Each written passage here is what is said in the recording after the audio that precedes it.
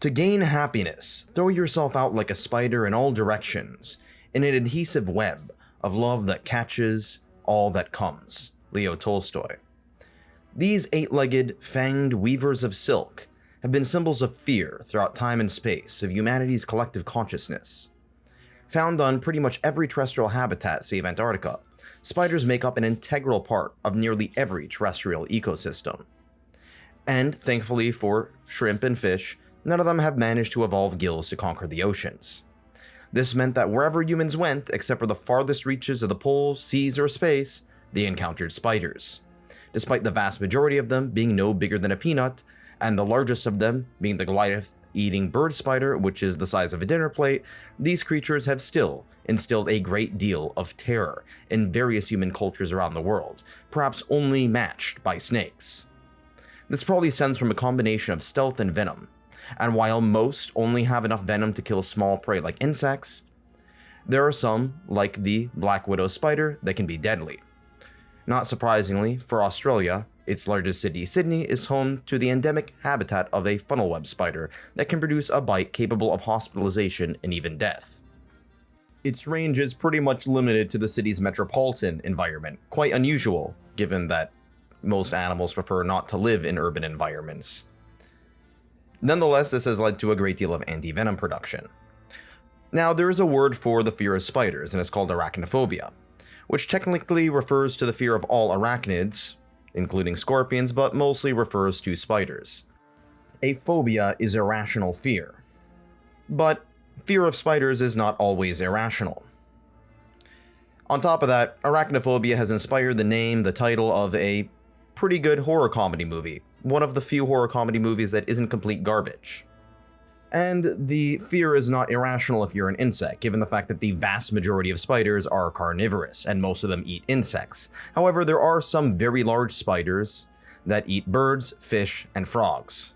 Nonetheless, the vast majority of them eat invertebrates, and given the fact that they are pretty good at taking out pests, this has resulted in many humans not just viewing spiders as a source of fear, but also a source of respect for their role as pest control.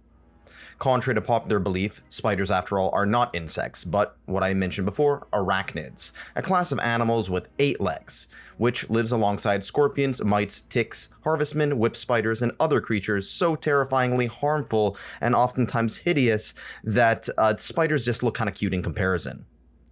I mean, just look at this. Aw, that guy's cute. Spiders have played a far more important role than any of them in human culture, namely due to their ability to spin silk webs of, well, spider silk, a protein fiber that is used for catching prey, sometimes used for food and sometimes for mating. Throughout much of human history, spider silk was not commonly used in the production of silk.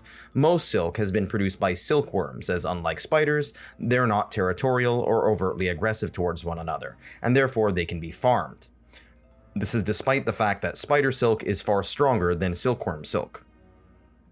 For this reason, there were attempts to weave the fabric of silk from spiders by their webs. However, this did not come into fruition until the modern age. To this day, there's no method of producing spider silk on a mass scale, despite the many functional uses related to fashion, the military, and medicine.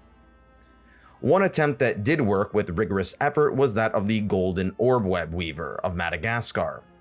Madagascar is famed for its incredible and bizarre wildlife, and this spider is no exception.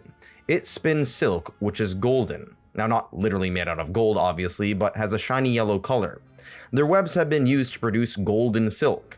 This garment took years to produce, with over 1 million wild-caught spiders.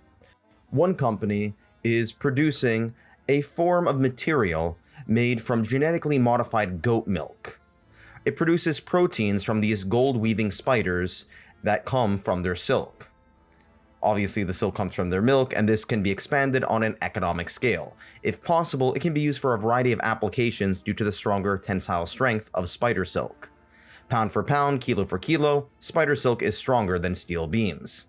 And this could be possibly done on a large scale, as goats by and large don't eat each other alive, unlike spiders.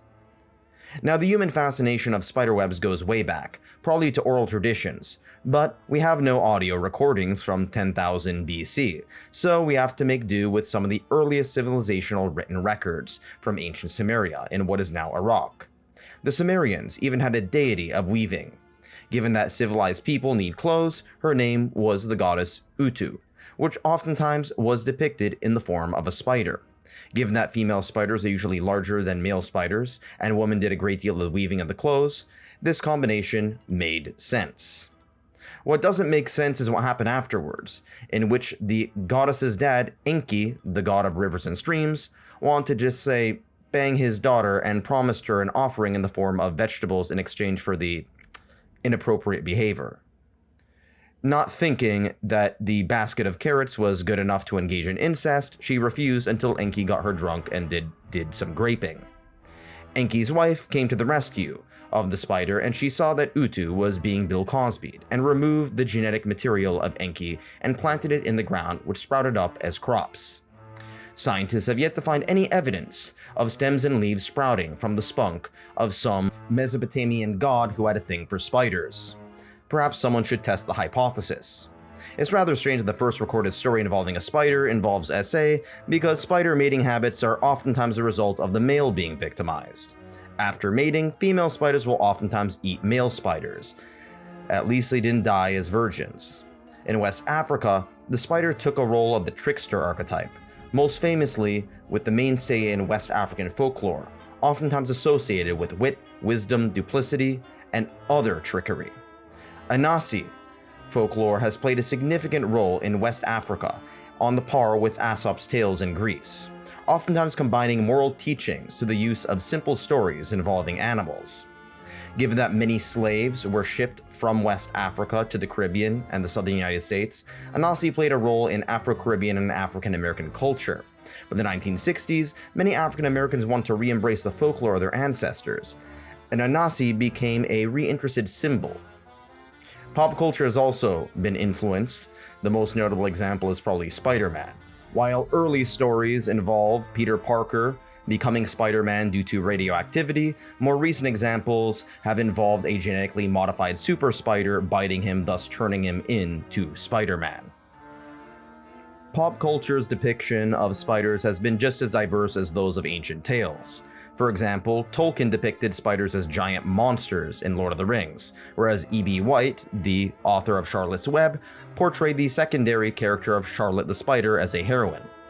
Spiders, and the fear they induce, has also been subject to far stupider falsehoods, such as the bogus claim that the average person eats around 8 spiders every time they sleep. I really don't know how this BS spread, but spiders are far more fearful of humans breathing to willingly become your midnight snack. Notice that I mentioned that they're afraid of our movements. While being an animal that has inspired so much fear, the reality is that spiders are far more fearful of us than we are of them, and for far better reasons. Maybe it's time we sympathize with them a little bit, and the terror that they've instilled in us. Thanks for watching.